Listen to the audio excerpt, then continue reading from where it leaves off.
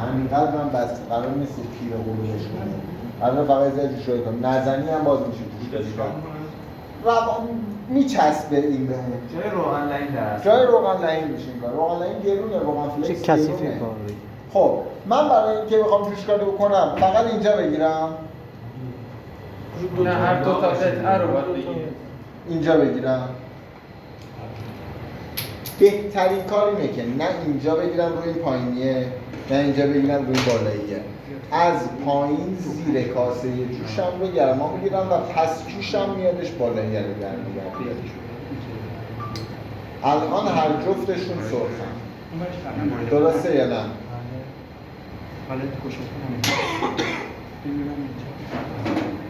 درسته؟ خب الان که وقتی جوش گرم شده قطعه کار من باید سیم جوشم رو بالاتر از درز لبه جوشم بذارم و ذوب بشه برام.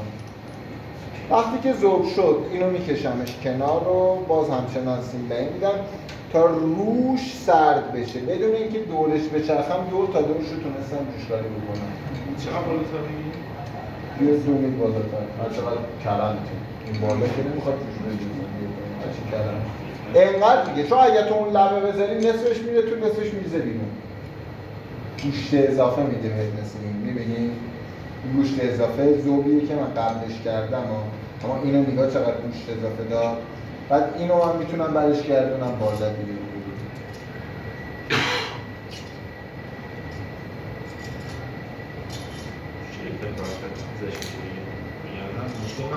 خب پیله خرس رو درست کنم بر خودم. خیلی راحت‌تر میتونم کارش کنم.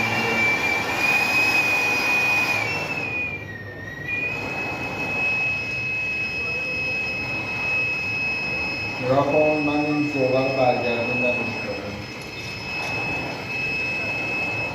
بعد میچرخونمش کنم. بله بعدش اینو خاموشش میکنم، سردش میکنم.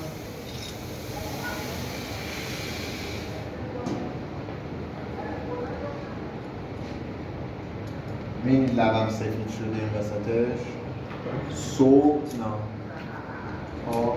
این چسبید لب